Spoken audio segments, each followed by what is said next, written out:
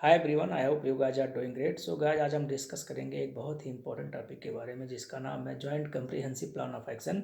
इसको Iran nuclear deal भी कहते हैं।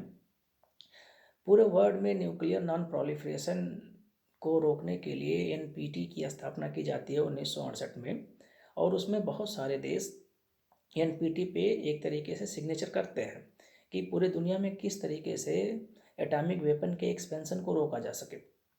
उसी कड़ी में हम ये देखते हैं कि सन 2015 में वेस्टर्न कंट्री और ईरान के बीच में एक डील साइन की जाती है जिसको ईरान न्यूक्लियर डील कहते हैं। इस डील में हम देखेंगे कि ईरान P5+1, जर्मनी और यूरोपियन यूनियन शामिल होते हैं।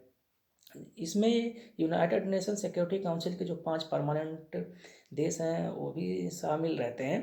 अगर हम बात करें कंट्री वाइज तो इसमें जर्मनी, ग्रेट ब्रिटेन, अमेरिका, रूस, चाइना और फ्रांस शामिल है, और इनके साथ ही यूरोपियन यूनियन भी शामिल है।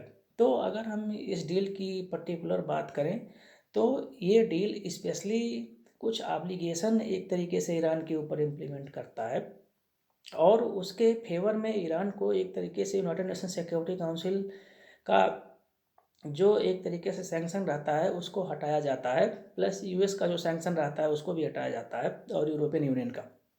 तो अगर हम बात करें ईरान न्यूक्लियर डील की तो इसमें मेजर प्रोविज़न ये है कि ईरान जो उनका नतांज न्यूक्लियर कॉम्प्लेक्स है वहाँ पे वो जो भी यूरेनियम का इनरिचमेंट कर रहे हैं उसका लेवल 3.67% से ज़्यादा ना जाए।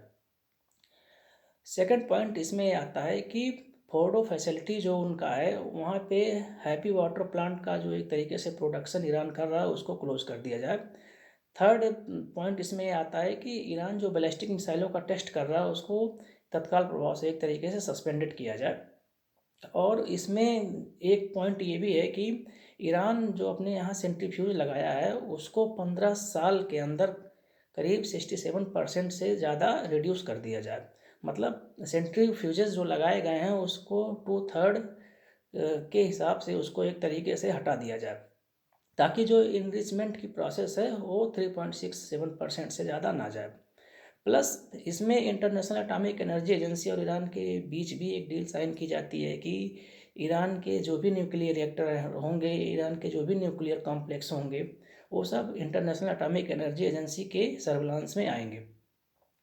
अब ये तो थी वेस्टर्न कंट्री और इंटरनेशनल एटॉमिक एनर्जी एजेंसी और ईरान के बीच की बात। इसके बदले में ईरान को United state, United nation security council और यूरोपियन यूनियन देशों से एक तरीके से सेंक्शन ना लगाने की गारंटी मिली। सेंक्शन ना लगाने की वजह से ईरान की इकोनॉमी इम्प्रूव हुई। अगर हम हिस्टोरिकल पर्सपेक्टिव की बात करेंगे तो देखेंगे कि ईरान ने न्यूक्लियर नॉन प्रोलिफरेशन ट्रीटी पे साइन कर दिया था 1968 में, और वो एनपीटी का एक मेंबर बन गया था। उस समय ईरान में शाह का शासन था, लेकिन 1979 में हम देखेंगे कि शाह का जो शासन था उसको वहाँ की जनता के द्वारा एक तरीके से वाइप आउट कर दिया जाता है, और वहाँ एक तरीके से इसको ईरानियन रेवोल्यूशन भी कहा जाता है। उसके बाद वहाँ के सुप्रीम लीडर ने स्टेटमेंट दिया कि ईरान अपना न्यूक्लियर प्रोग्राम जो है वो बंद कर देगा। लेकिन 1980 के दशक में वहाँ के सुप्रीम लीडर ने फिर एक स्टेटमेंट दिया कि ईरान अपना न्यूक्लियर जो प्रोग्राम है वो फिर से स्टार्ट करेगा और एक तरीके से न्यूक्लियर एनर्जी जो है उसको अचीव करेगा। लेकिन उसके बाद हम देखते हैं कि पूरे मिडिल ईस्ट में एक तरीके से न्यूक्लियर मटेरियल को बढ़ाने की होड़ लग जाती है, और एक तरीके से हम देखते हैं कि न्यूक्लियर रिएक्टर भी कई जगहों पे लगाए जाने लगते हैं। उसके बाद एक तरीके से वहाँ पे चुनाव होता है ईरान में, और वहाँ पे अहमदीनेजाद वहाँ के राष्ट्रपति चुने जाते हैं सन 2005 के आसपास।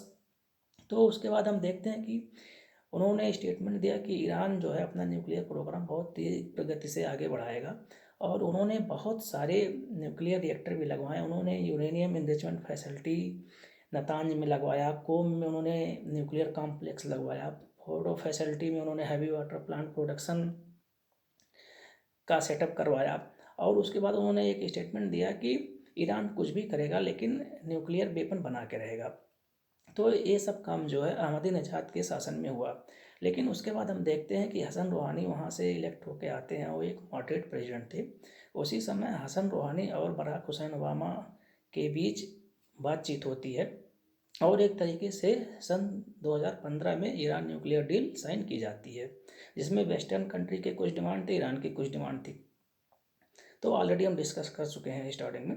तो उसके बाद से शुरू होता है कि जैसे ही अमेरिका में राष्ट्रपति ट्रंप चुने जाते हैं तो वो यूनिलैटरली एक तरीके से डिसाइड कर लेते हैं कि हम अपने आप को ईरान न्यूक्लियर डील से अलग कर रहे हैं। उन्होंने इसके समर्थन में ये स्टेटमेंट दिया कि ईरान के यहाँ जो फोर्डो फैसिलिटी है वहाँ पे हैवी वाटर प्रोडक्शन का काम अभी भी स्टार्ट है। ईरान अपना बैलिस्टिक मिसाइल टेस्ट अभी भी जारी किए हुए है। ईरान में कुछ ऐसे सेंटर्स हैं जो इंटरनेशनल एटॉमिक एनर्जी एजेंसी के सर्विलांस में नहीं है या उसके इंस्पेक्शन में नहीं है, इसलिए हम ईरान न्यूक्लियर डील एक तरीके से छोड़ रहे हैं या उसको अपने आप से अलग कर रहे हैं ईरान न्यूक्लियर डील से।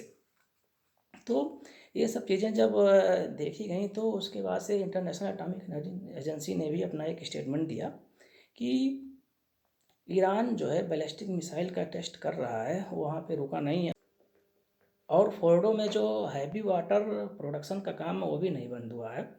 तो एक तरीके से पूरे वर्ल्ड्स के जो लीडर हैं उनको एक तरीके से मैसेज गया कि कुछ ना कुछ ईरान में एक तरीके से गड़बड़ी चल रही है, क्योंकि इंटरनेशनल एटॉमिक एनर्जी एजेंसी भी ये बात कर रहा है।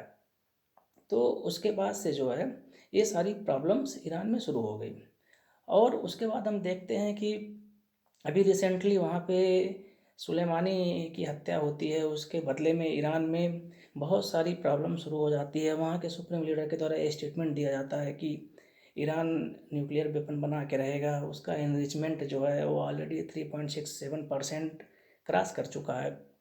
हम जो है हैवी वाटर प्रोडक्शन भी कर रहे हैं फोर्डो फैसिलिटी पे। इतना सब होने के बाद उसके बाद से ये सब होने के बाद जो है पूरे मिडिल ईस्ट में एक तरीके से प्रॉब्लम्स स्टार्ट हो जाती हैं। सऊदी अरेबिया भी अपना स्टेटमेंट देता है कि अगर ईरान ये काम कर रहा है तो हमें भी न्यूक्लियर रिसर्च को लेके आगे बढ़ना चाहिए। इसराइल अलग से अपनी प्रॉब्लम्स क्रिएट करता है कि हम ईरान को एटॉमिक वेपन एक्वायर नहीं करने देंगे, इसके लिए हमें जो भी कुछ करना पड़े। वो एक स्टेटमेंट भी देता है कि कैसे इसराइल ने सीरिया में न्यूक्लियर रिएक्टर को एक तरीके से उड़ा दिया था। तो ये सब देखते हुए वेस्टर्न एशिया में एक तरीके से न्यूक्लियर एक्सपेंशन ना हो, यही पूरे वेस्टर्न एशिया के पीस और स्टेबिलिटी के लिए बहुत ही इम्पोर्टेंट है। अब हम अगर इंडियन पर्सपेक्टिव से देखें कि इंडिया का क्या रोल हो सकता है, तो अगर हम देखें कि वेस्टर्न एशिया में अगर कुछ भी होता है तो इंडिया पे उसका डायरेक्ट रोल पड़ता है, क्योंकि जितनी भी ऑयल की सप्लाई होती है वो ईरान से, सऊदी अरेबिया से, कतर से, कुवैत से, यूएई से होती है। अगर मिडिल ईस्ट में एक तरीके से सिविल वार की सिचुएशन पैदा होगी तो यहाँ पे ऑयल की जो प्राइसेस होती हैं वो एक तरीके से बढ़ जाएंगी और ऑयल की प्राइसेस जब बढ़ने लगेंगी तो यहाँ पे जो करेंसी का एक तरीके से एक्सचेंज रेट होता है वो एक तरीके से गड़बड़ हो जाएगा। इंडियन रूपी जो होगी एक तरीके से वीक हो जाएगी। इसलिए इंडिया के पर्सपेक्टिव से भी इम्पोर्टेंट हो जाता है कि मिडिल ईस्ट में पीस और स्टेबिलिटी का होना बहुत ही ज़रूरी है, क्योंकि इंडिया के major partner UAE, Saudi Arabia और ईरान सब मिडिल ईस्ट में ही सिचुएटेड हैं।